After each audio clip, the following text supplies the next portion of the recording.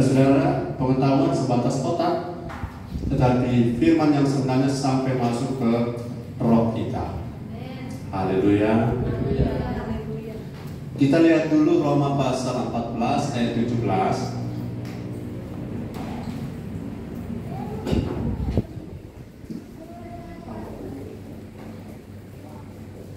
Hari kita berdiri Roma 14 ayat 17. Satu ayat dulu.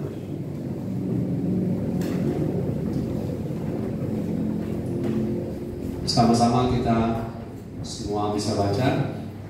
1, 2, 3. Sebab kata-kata bukan soal makanan dan minuman, tetapi soal kebenaran, damai sejahtera, dan sukacita oleh Roh Kudus. Sekali lagi, 2, 3. Sebab kerajaan Allah bukan soal makanan dan minuman, tapi soal kebenaran, damai sejahtera, sukacita oleh Roh Kudus. Haleluya. Silakan duduk. Pekerjaan Roh Kudus atas orang percaya, saudara perlu garis bawahi satu hal. Sebenarnya Roh Kudus tidak tertarik pada manusia. Kalau kita baca Roma Kejadian pasal 6, coba lihat ya, kita ke sana. Kejadian pasal 6 ayat berapa? Ada tulis Rohku tidak akan tinggal selama-lamanya. Kejadian pasal 6, coba ayat 3 ya. Coba baca. Sebenarnya Roh Kudus tidak tertarik pada manusia karena ayat ini. Firman Tuhan, Kejadian 6 ayat yang ketiga, Ya. Berfirmanlah Tuhan, Rohku tidak akan selama-lamanya tinggal di dalam manusia, karena manusia itu adalah daging, tetapi umurnya akan 120 tahun saja. Ya, terima kasih. Pada zaman Adam, saudara, ini zaman Nuh juga bisa Kejadian 6, bahwa Roh Tuhan tidak tinggal lagi, tidak di dalam manusia bertahan lama, karena manusia di zaman itu tanpa Yesus hidup dalam kedagingan. Jadi sebenarnya Roh Kudus tidak tertarik untuk tinggal dalam seorang manusia. Sampai, katakan sampai seorang itu lahir baru. Dan ketika seseorang lahir baru, maka benih Kristus ada di dalam orang itu. Rohnya roh baru, roh lahir baru. Roh yang baru ini benih Kristus dan berasal dari Allah. Mulai dari situ Roh Kudus tertarik, katakan tertarik. Jadi dia datang pada kita bukan karena kita, tetapi karena Kristus dalam kita. Haleluya. Jadi saudara, kalau Kristus dalam kita sudah keluar, Roh Kudus bagaimana? Dia tidak tertarik.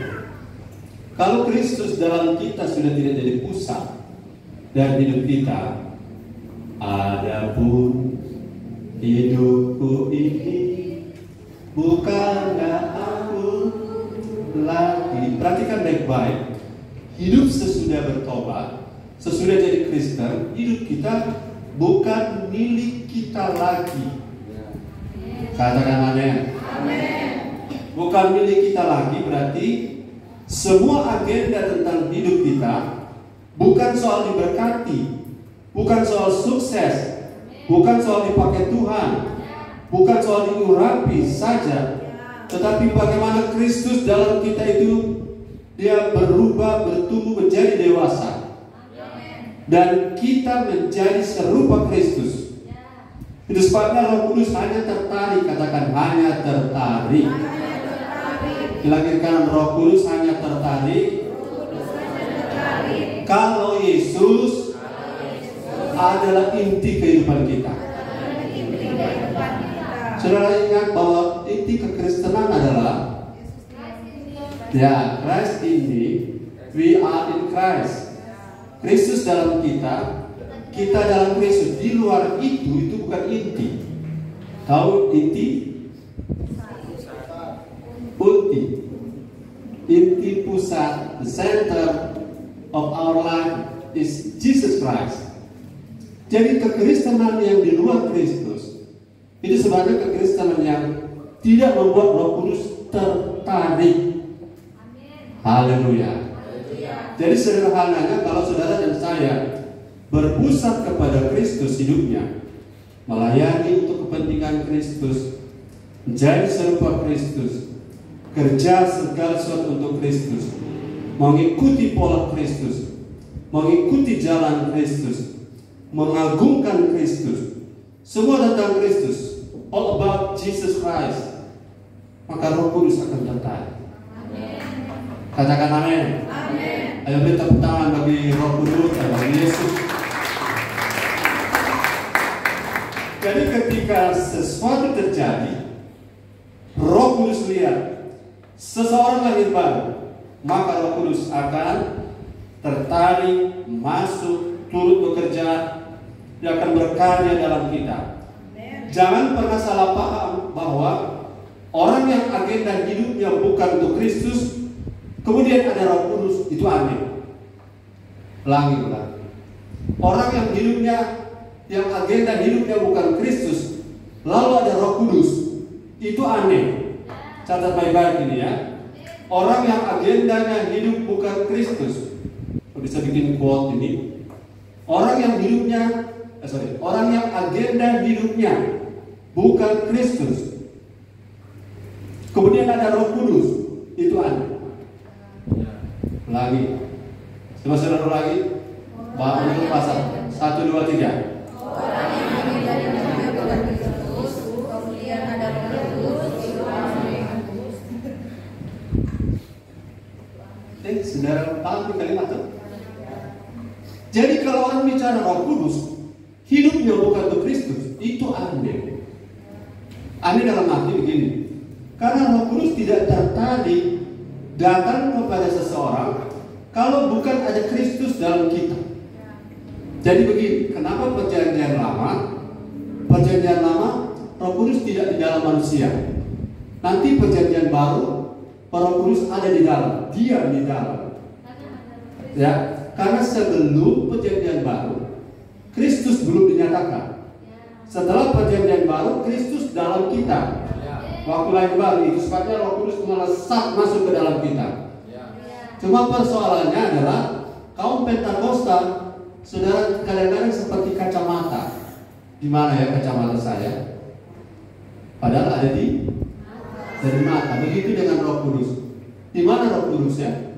Padahal ada dalam kita. Hanya kita tidak menyadarinya. Bukan cuma tidak menyadari, tidak menganggap dia ada.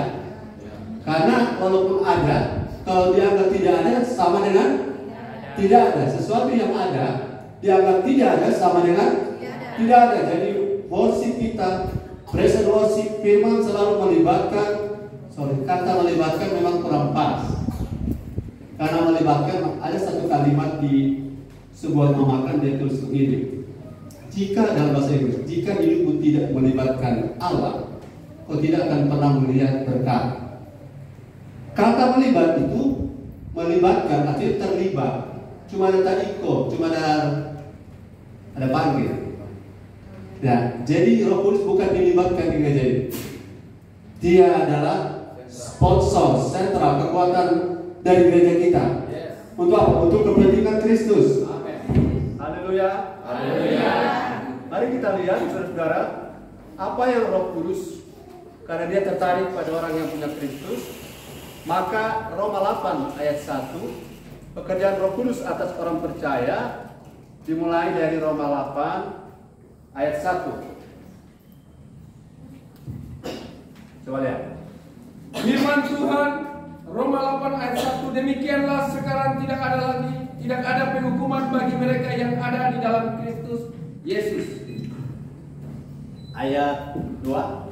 Roh yang memberi hidup telah memerdekakan kamu dalam Kristus dari hukum dosa dan hukum maut. Coba lihat di bahasa Inggris ayat 1.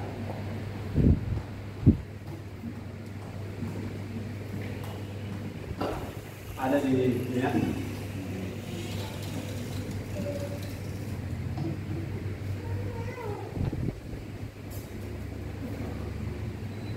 Kita berani baca. Kita bahasa roh bisa, Pak? Sama-sama kita belajar. Oh, no, Pak.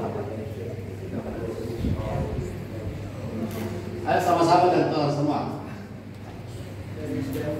There is therefore now no condemnation to them which are in Christ Jesus, who walk not after the flesh, but after the Spirit. Di bahasa Indonesia cuma sampai di yang dalam Kristus, tak ada penghukuman. Ya kan?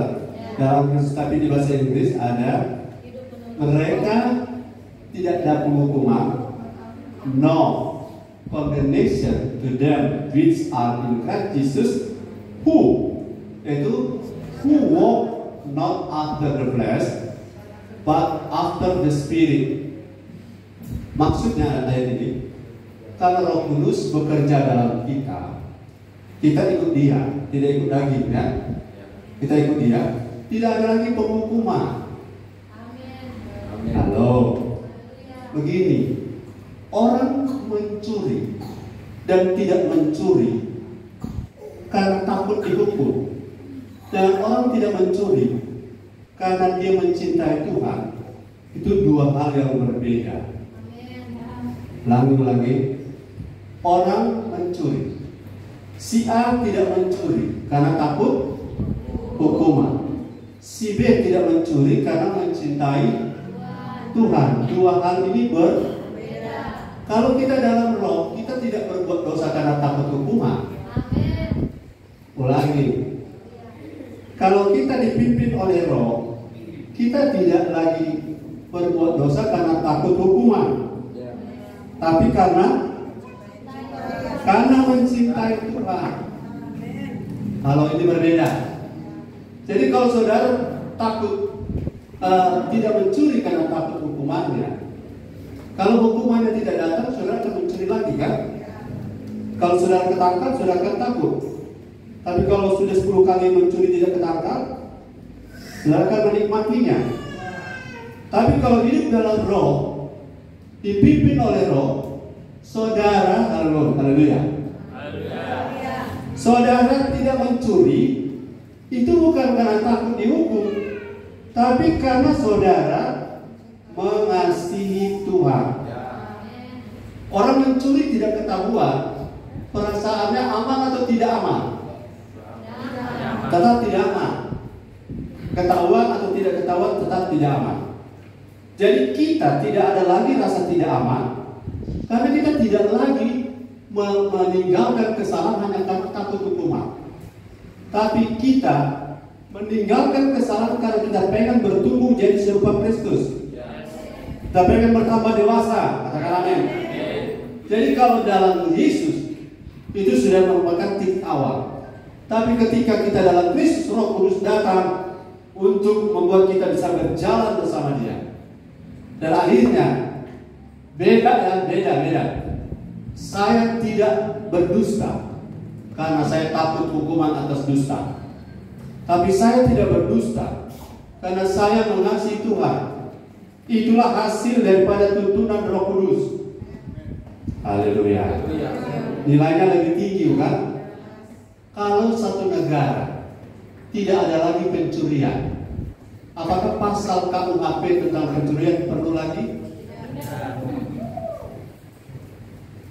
Kalau kota Manado tidak ada lagi orang buang sampah sembarangan, maka perlu lagi ada tulisan dilarang buang sampah di sini, kecuali perlu? Tidak perlu. Orang kalau kanak-kanak tidak dipimpin Roh Kudus, kan kanak-kanak, Roma 8:14. Itu selalu dapat teguran. Itu teguran kan berupa hukuman, rasa terhukum. Tapi kalau dewasa, perlu lagi kasih tahu, ayo mandi. Tidak. Jadi waktu kecil kita dipukul karena tidak mau. Waktu kecil kita dipukul karena tidak mau makan, tidak mau mandi, tidak mau tidur. Malah waktu kecil kita dikasih tahu, kalau kamu tidak tidur siang, kamu tidak dikasih main HP. Ya? Jadi tidur siangnya dia, gara-gara dia nanti habis tidur siang mau main HP.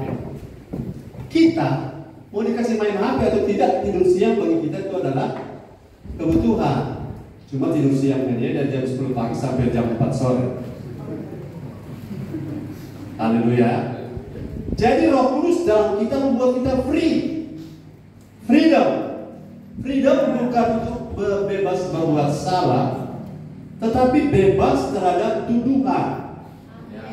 Haleluya.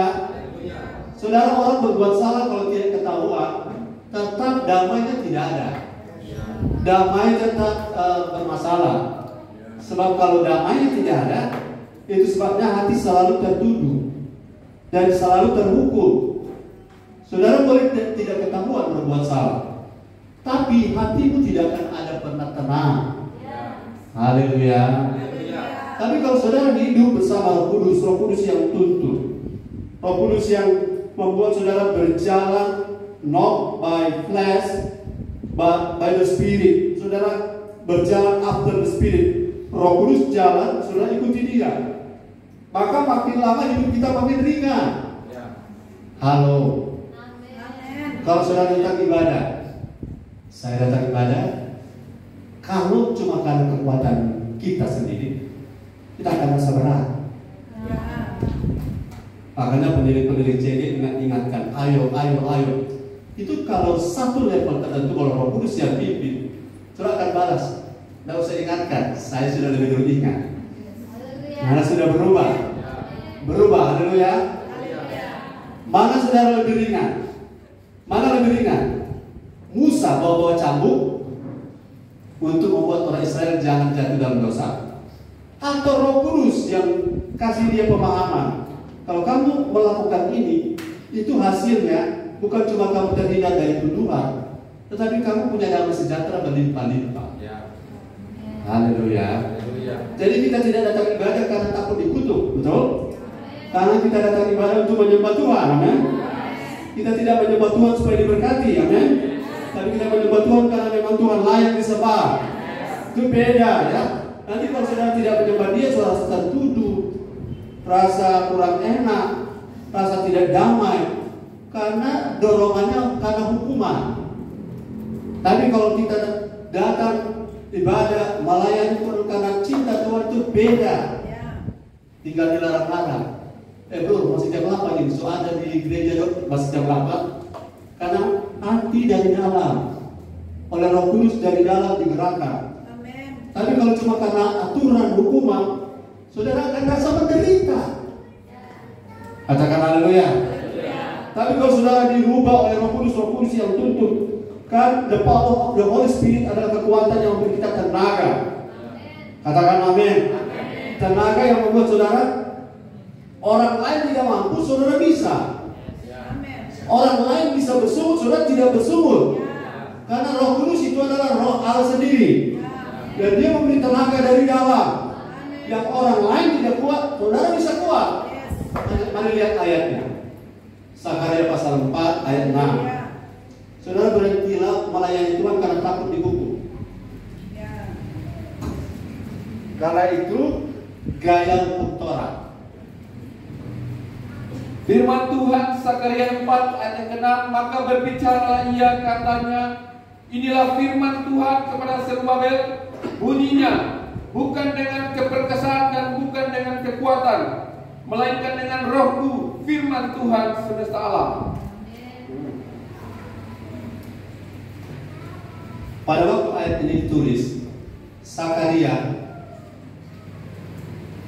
itu Zerubabel adalah pemimpin yang memimpin membangun bait Allah. Intinya adalah, kalau zaman kita bangun hidup, bangun gereja bukan oleh kuat, bukan oleh gagah, bukan oleh uang, bukan oleh materi, tetapi oleh Roh Tuhan, oleh Roh Kudus. Kalau Roh Kudus ada, hati berubah. Kalau Roh Kudus ada, hati keras jadi lembut. Kalau Roh Kudus ada, maaf yang pelit, jadi murah hati. Dan semua oleh karena kekuatan Roh Kudus yang merubah kita. Perubahan dari dalam, itu sebabnya saudara tidak bisa memerintahkan udang maju sebelum natur udang diubah. Paham? Sebelum kita melakukan segala sesuatu dengan baik, natur kita mesti diubah. Nah, natur kita sudah lahir baru. Tapi power kita bukan kekuatan kita. Halo.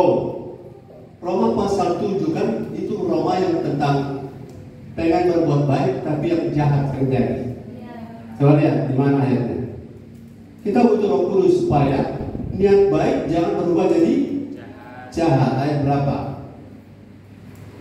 Roma 7. Roma 7 ayat 21. Ya. Demikianlah aku dapati hukum ini, jika aku mengendaki berbuat apa yang baik, yang jahat itu ada padaku. Lanjut. Ayat 22. Sebab di dalam batinku aku suka akan hukum Allah. Ayat 23. Tetapi di dalam anggota-anggota tubuhku aku melihat hukum lain yang berjuang melawan hukum akal budiku dan membuat aku menjadi tawanan hukum dosa yang ada di dalam anggota-anggota tubuhku. 24. Aku manusia celaka. Siapakah yang akan melepaskan aku dari tubuh maut ini? 25. Syukur kepada Allah. Yes. Oleh Yesus Kristus Tuhan kita. 26. Jadi dengan akal budiku aku melayani hukum Allah. Ya. Tetapi dengan tubuh insanku aku melayani hukum dosa. Ayat 26 ini kan ayat terakhir ya. Ya, terima kasih kakak. Sesudah ayat 26 masuk Roma 8 ayat 1. Dulu, katakan dulu, Alkitab tidak punya pasal, tidak punya ayat, jadi dia sambung, cuma dipisah-pisah berdasarkan topik. Jadi 26 dengan ayat 1 Roma 8 itu sebenarnya sambung. Kalau kita tanpa Roh Kudus, memang kita bisa melayani Allah. Tetapi kita melayani sebenarnya tanpa Roh Kudus kita sedang melayani hukum dosa.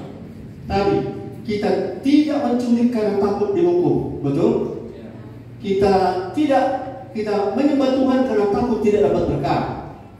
Kita memberi karena takut tidak diberi. Itu hukum perjanjian lama.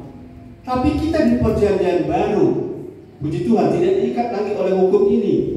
Karena apa? Karena Roh Kudus dalam kita memberi kita satu arah yang baru, satu tujuan yang baru. Kenapa kita sekarang sudah dalam Kristus, orang dalam Kristus. Sekali lagi saya bersyukur saudara semua sudah sadar bahwa kita ini milik Kristus. Kita sudah lahir baru. Dan oleh karena kita lahir baru maka Roh Kudus masuk dalam kita. Dan ketika Roh Kudus ada dalam kita, kita berjalan bukan menurut daging lagi, tapi kita berjalan menurut Roh. Dan Roh itulah yang membuat kita terlepas dari hukum-hukum ini. Ayat 1 pasal 8, baca lagi. Pasal 8 ayat 1. Demikianlah sekarang tidak ada penghukuman bagi mereka yang ada di dalam Kristus Yesus. Jadi ayat ini kan ayat sebelumnya, ayat 26 tadi. Hukuman, pengen berbuat baik, tapi yang jadi adalah jahat. Pengen sebenarnya cuma minum air putih, kagiso, jatikus masuk. Begitu kira-kira. Pengen sebenarnya cuma mau sharing-sharing, gosip yang keluar. Betul? Pengen memuji Tuhan, tapi dapat ingat tuh, pigi jodoh dia. Jadi yang tak keluar sesuatu yang lain.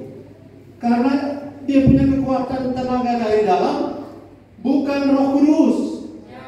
Roh Kudus yang bisa membuat kita menyembah dalam roh dan kebenaran. Roh Kudus yang membuat kita bisa berkata-kata benar. Roh Kudus yang membuat kita melayani dengan benar.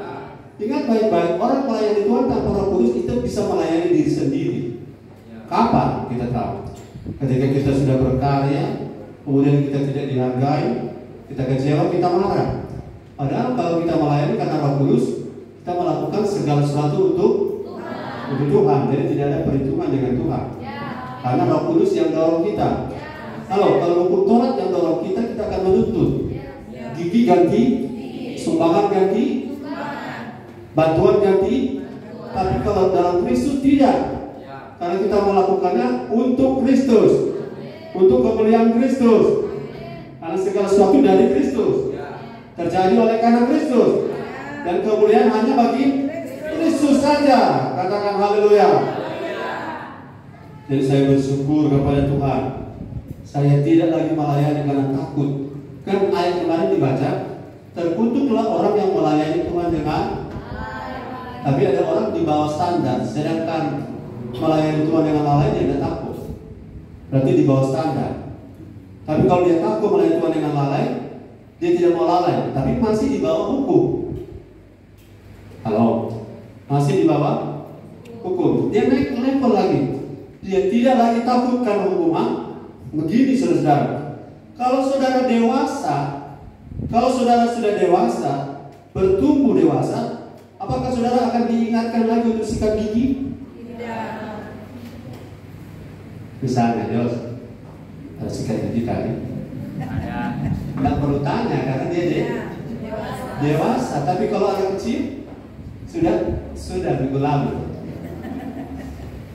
Itu sebabnya firman yang sama jadi keras bagi yang kanak-kanak, tapi jadi wajar bagi yang dewasa.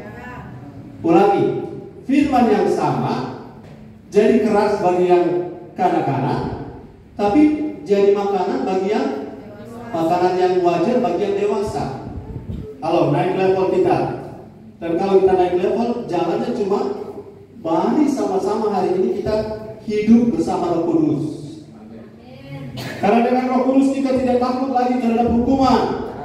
Kita tidak takut terhadap tuduhan. Ingat saudara, kenapa kami gembala memberi arahan, briefing, aturan? Karena kita tidak sama level. Tidak sama level. Ada orang diingatkan, dia sudah ingat. Ada tidak diingatkan, dia tidak ingat. Betul? Jadi harus diingatkan. Selama diingatkan, dia ingat. Dan tidak diingatkan, dia tidak ingat. Tapi ada orang tidak diingatkan, dia tetap ingat. Itu beda level. Halo, ibadah perlu diingatkan. Untuk yang baru bertobat perlu. Betul? Yang baru bertobat perlu diingatkan. So pelayan perlu diingatkan? Tidak perlu, sikat gigi kan tidak perlu diingatkan. Halo? Saudara tangkap firman ini, katakan haleluya. Beri tepuk tangan bagi Tuhan Yesus. Anak main musik.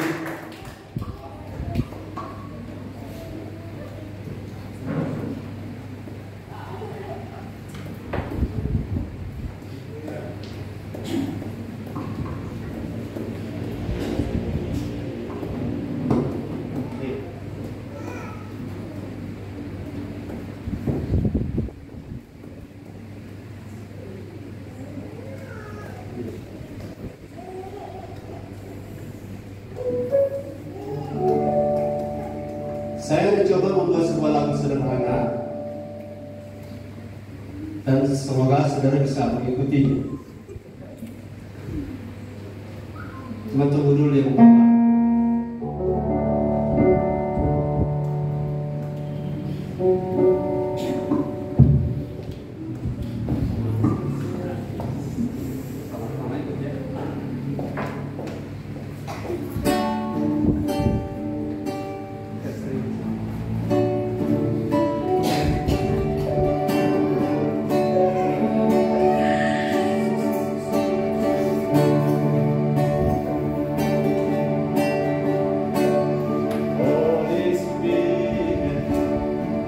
My